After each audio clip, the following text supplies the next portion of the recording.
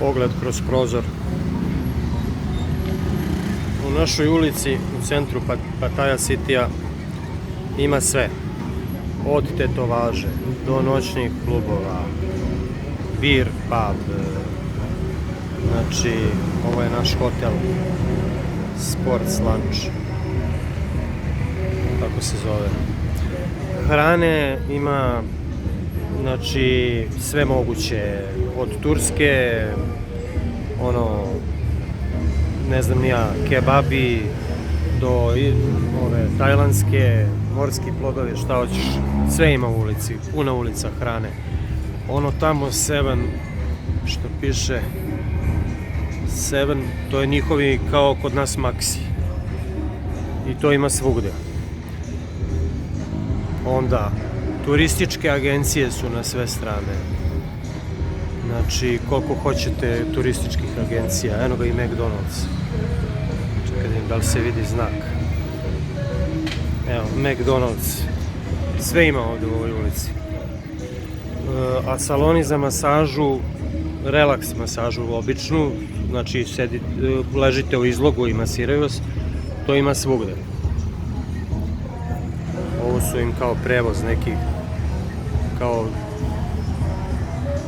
ne znam, da li se ovo računa kao tuk-tuk ili kao, ne znam nija kako.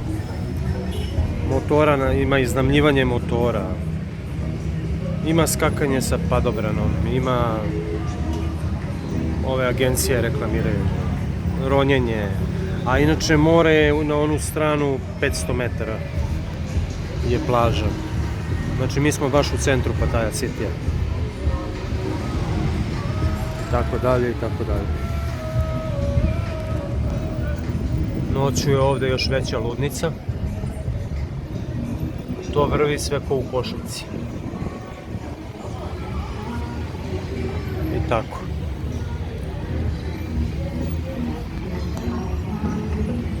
To ja snimam sa prozora hotela. A hotel nam je katastrofa. Preuređen stan, stanovi neki starinski preuređeni i tako, mogu da vam sad snimim i sobu. Soba je lepa. Imamo i televizor, ček da snimim kupatilo. Imamo dobar frižider, a kupatilo je dno dna. Znači, nisam upalio svetlo. Znači ima, da vidim da li imamo ovdje, neki kao bojler protočni, ali kad odvrneš ima jedna slavina. Odvrneš do kraja slavinu, poluladna voda. Moraš da smanjiš pritisak da bi ovaj mali bojler koji je protočni zagreo. Kao bukvalno da su od jedne sobe napravili veštački kupatilo, kao da su pregređivali stanove. Eto tako, ali inače ovako soba je okej, ormar je okej, krevet je lep.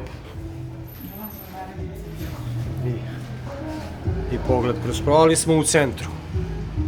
Jedino to.